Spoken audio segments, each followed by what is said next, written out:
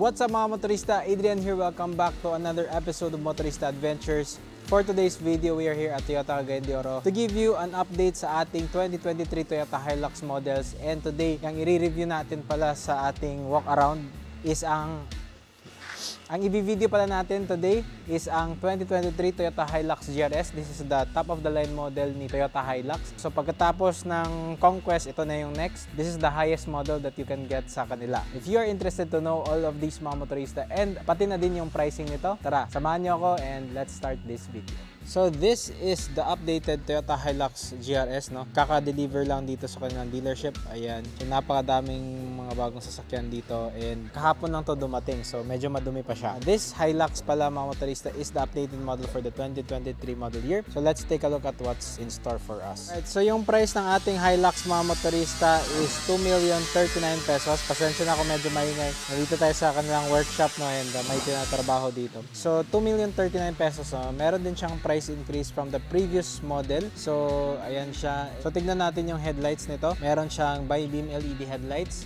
You have your daytime running lights right here. And then, yung turn signal lights natin is also LED. Okay? And then, sa ating grille, we have the fascia of the GRS, no? So, since this is the black model, halos lahat black dito, no? Except for the Toyota logo, naka-spell out siya. So, bago din sa ating Hilux ngayon is meron siyang radar sensor right here. Okay? And then, meron tayong front camera. Again, yung mga GRS na pre-updated model is meron na din siyang front camera. Pero yung mga radar sensors, it is new. And malalaman mo yung 2023 model year is you have your camera right here. Ayan, that's your camera for your lane departure alert. And this has adaptive cruise control na din. So, aside from that, dito, you have your sensors right here. You have a different design dito sa lower bumper from the Conquest model. And then, naka-LED fog light siya. Alright, dito din sa kabila, you can see na we also get this front sensors. So, dalawa yung sensors sa harapan ni GRS. Now, let's take a look at the side profile niya. We have fender extensions. Since this is the black model, you don't see any difference with the extensions, no? If you compare to the red model, no? Mas kita mo yung difference, no? Dito, yung tires natin is GRS, no? Of course, mas maganda to. These are really nice rims. These are Bridgestone Dweller tires din, and then highway terrain siya. You have red calipers for the GRS models. Disc brake, sa harap na ventilated. Double wishbone suspension with, I think these are special shock absorbers for the GRS model range. So, si GRS lang yung merong special na shock absorber. And then, you have your GR badging dito. You have your camera for the 360 monitor. We have here your LED turn signal indicators. So, smart entry. Dito sa likod, lip spring pa rin siya. And then, drum brakes pa din. Alright, so moving on dito sa side. You have 4 sensors dito. And then, you also get this badging, no? Toyota. Dun sa kabila, you have your Hilux and then GRS Sport nakalagay. Everything else is the same. LED, position lights. Then, you have your reverse light na LED. Pero yung turn signal lights natin is already a bulb type, no? So, this Hilux has blind spot warning na. So, paano malalaman na meron siyang blind spot warning? It's right here. So, you have this icon right here. Ayan, that's the blind spot warning. Iilaw yan kapag merong sasakyan dito na side sa mga 45-degree angles nito. So, yung blind spot natin na sensor, kaya siya meron siyang lip dito, no? Yung mga non-GRS, no? Wala siyang lip. Ito meron kasi andito yung sensors for the blind spot warning. Kita ko nga yung sensors mga motorista. Ayan siya, nasa likod. That's the sensor. Okay, now, buksan natin to. Again, magaan lang siya kasi it is lift assist. Standard sports bar with cargo lighting. You have your cargo hooks here included. So, sa price na 2,039,000, yan, everything's included right here. Mud guards, of course, and then yung ating step board is all black.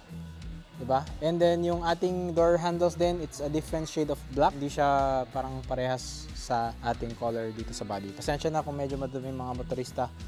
Kakarating lang to, tas binidyo ko na kaagad. Okay? Now, let's open the door and let's take a look at the headlights. Siyempre, kailangan natin makita yung mga headlights nito. Okay, so naka-on lahat ang headlight natin. So as you can see, really nice, no? Maganda siyang tignan kapag nakailaw na. So LED, turn signal lights, okay? And then, turn signal repeaters. Hindi mo siya kita kasi yung LED andun sa loob, reflector lang siya. You have the brake lights right here. Okay? So, distinct na GRS, na Hilux. So, ngayon, buksan natin si GRS, mga motorista. So, ito yung susi natin. Sa nakita nyo sa previous video ko sa Conquest, no? Si GR, meron siyang ibang nakalagay dito sa kanyang remote. GR nakalagay, no? Black and red instead of the parang Hilux Conquest na drawing dito. So, yan siya. So, but the key itself is the same. Lock, unlock, and then yung alarm button. Meron tayong Toyota logo dito sa ilalim. Napaganda naman ng susi, hindi siya magano kabigat. Now, buksan natin. Let's take a look at what's inside. So, let's start off dito sa ating doors, of course. So, right here sa taas na part, again, same lang to sa ating Conquest model. And then here, you have this matte gray finish. Chrome door handles pa din. Leather armrest, special red stitching for the GRS, and of course you have your power windows right here, lock and unlock buttons, automatic everything for the windows, and bottle holders right here. So you have Toyota logo dito sa ating door seals na part, and then here you have this really nice seat, no, especially for the GRS. These are a combination of leather and suede or Alcantara. I think this is more of a suede material.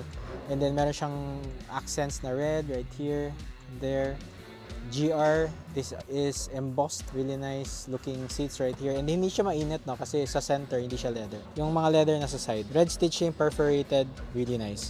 And yung ating seat pala is power, no. This is 8-way adjustable, height, recline, and then you can increase the front of the seat for more comfortability. And then yung steering wheel din natin for the GRS is leather perforation on both sides. This is new. This is also for the GRS, no? Parang Ranger Raptor lang. Same with this one. Parang very sporty siya looking. For the GRS model, meron tayong special GRS na badging here, and then this is a parang platinum finish dito sa ating steering wheel. And yeah, I really like the steering wheel, no? It's quite different to the regular Hilux na Conquest. So another thing that's different here is we have paddle shifters. Ayan siya, minus and plus. So you can control the shifting using these paddles instead of using the one on the shifter. And then makikita din natin dito, again, you have different style here. You have gloss black or piano black finish here, and then this parang metallic finish dito sa taas. Now for the GRS, the same lang to, plastic material dito sa taas ng dash. So no soft touch materials right here. And I think everywhere on the dash is not soft touch, mga motorista. No? That's the only thing na downside dito. For the adjustability, this can tilt and telescope. And then you have this really nice cup holder. Yan, double purpose. Dito sa ilalim, you have your park sensors on and off. This is also already included sa previous model. Also, this view sa previous model, meron na din ito. Now, this is the new one. Blind spot monitoring, which is not found sa ating pre-updated model. So, ito yung nabago dito. You can turn it on, you can turn it off kung naaanoy ka sa kanya. You have your airbag right here for the knee. This Hilux GRS gets 7 airbags, just like the Conquest. So, pasok tayo and let's start the GRS. Oh, nga pala, mga motorista. So, another thing that's new for the GRS is the sport pedals. You don't get this sa ating regular Conquest. Alright, so start natin. Yung push to start engine natin is also GR nakalagay.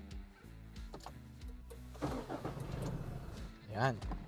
So, the engine as usual, mga motorista, is the 2.8 liter turbo diesel engine, variable nozzle turbo. This powertrain makes about 104 PS of maximum power, and yung torque nito is 500 Newton meters. This is very, very close to the Ford Ranger Raptor or the Ford Ranger Wildtrak in terms of engine output. So, mas lamang lang yan ng onte, lang PS lang, but it's negligible difference. Definitely, you can really hear the engine inside the Hilux Conquest. No? Yung ating gauges pala is different din. Again, yung dials natin is mas malaki and mas simpler siya looking than the Conquest. Yung Conquest natin medyo mas mas sophisticated, mas busy yung kanyang gauge cluster. Another thing that's new also here is the display, that 4.2-inch display. It includes now your information regarding your advanced safety features. Unfortunately, hindi natin masyadong kita. So, meron tayong pre-collision, meron tayong lane departure alert, meron siyang mga buttons here, so you can toggle the distance and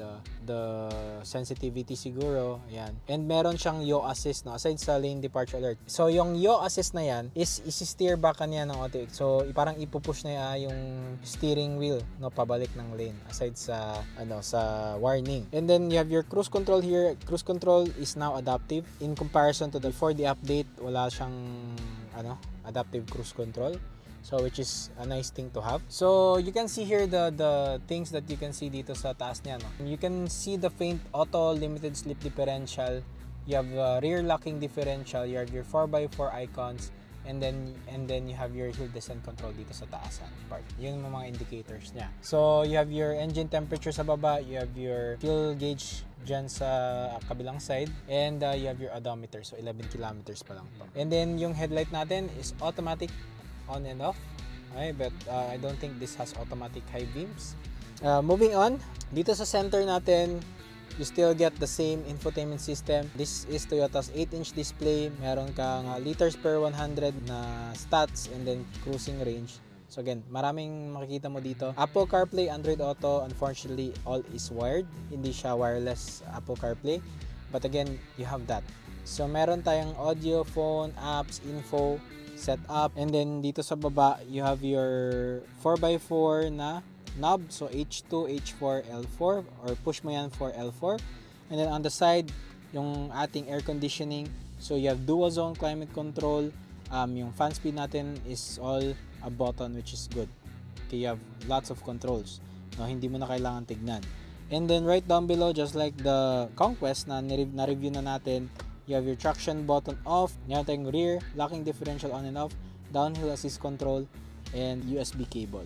So most buyers dito sa GRS na, I don't think they use it off-road naman siguro. But again, it's nice to have all these things na just in case na gusto mo siyang i-off-road. Pero sa ganda ng Hilux mga motorista na, I don't think most of the owners will take it on at least sobrang grabbing off-road, pero capable na siya. Alright, moving on, you have here your glove compartment. Meron siyang air conditioning sa taas, and then sa baba damp, and then meron siyang pwede mo yung i-lock using the key.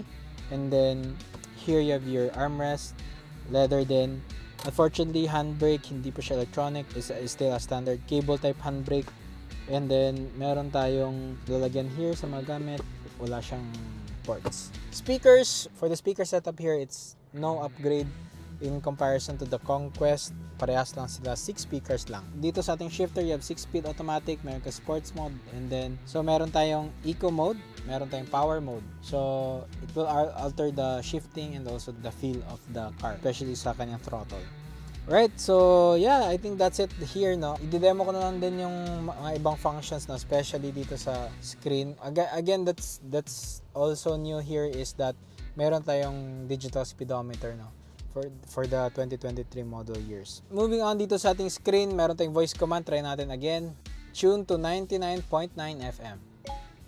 Tuning to 99.9 FM. Okay, so sa second try ko, mabilis na siyang mag-respond. Basta sakto yung sinasabi mo mga motorista, no? So let's do it another way. Set temperature 17 degrees. Sorry, could you repeat that? Okay, now let's talk limitations, no? So Ford Ranger, you can adjust the aircon controls using the screen. Even the previous model. But this one, strictly for audio and phone lang siya na mga apps and yung voice command natin. It cannot change the way the air conditioning, yung cooling and fan, you cannot adjust it. You have your digital clock and hazard button dito sa taas. And your airbag indicator, andito siya. Vanity mirror, wala pa din. Dito sa kabila, you do get vanity mirror but wala siyang ilaw. And then, auto-dimming rear view mirror siya. Lahat ng camera system natin for the adaptive cruise and lane departure alert is andito sa makapal na cover na to. Ayan. And grab handles here, dito, grab handles. So, and then, hydraulic pa rin yung steering wheel natin. Alam kong hydraulic talaga kasi, ayan, no, gusto niyang bumalik, no. Ayan, medyo, siya, yung parang rubber bandy yung kanyang steering wheel. Now, let's move on to the second row. So, ito yung harap ng ating Hilux. Tignan natin yung second row kung meron bang nabago. Let's go! So, akyat tayo. So, very helpful tong grab handle na to dito sa Hilux GRS natin. So, very helpful yan. Okay, so nakasara na yung upuan and I'm glad to say na finally for the top spec model only, we now have rear air vents, and yung air vents na to is nakatutok pataas, hindi siya nakatutok sa pababa. So, sitting here is a very comfortable na than before. Kasi before, iba talaga yung feeling kapag nasa second row ka kasi feel mo, onti lang yung pumapasok na air conditioning dito. Ngayon, meron na tayong vent dito, which is really nice. Aside from the aircon vent, which is new, simple lang to lahat dito sa likod. You have 4 kilogram hooks, pockets here, dito sa kabila pockets, automatic up and down for the second row passengers din, and mostly black yung ating headliner. Alright, for the center passenger, meron siyang armrest, and you have your cup holders right here. Okay. Suede pa din, no, yung material dito sa likod, which is really nice. Okay, so I think that concludes it mga motorista, no? So yung Toyota Hilux GRS natin is very much improved from the previous GRS, which is the pre-updated model, no? Yung mga 2022 model is hindi na yata nila binibenta, or if not, meron pa silang remaining mga stock siguro na pinapaubos. This new one is expected, no, from this month and then until 2023, I think, until na to mga motorista, yung model na to, pag meron silang all-new model na siguro ni Toyota. So, ito na yung model na before the all-new model siguro. I think this is the final iteration of this generation Hilux, especially for the GRS model.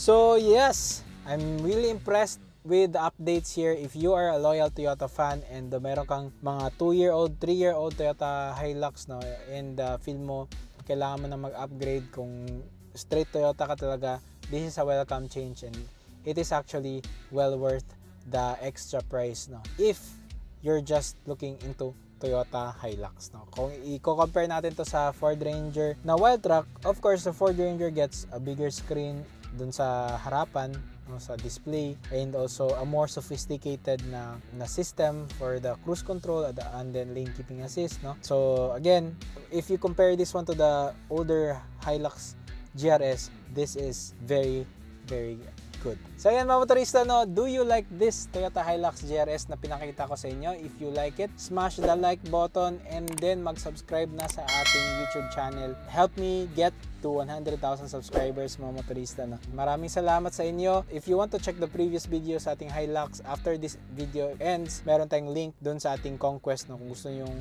tignan yung Conquest din. So maraming salamat mga motorista. Once again, this is Adrian. You are watching Motorista Adventures and I'll see you on the next episode. Bye-bye!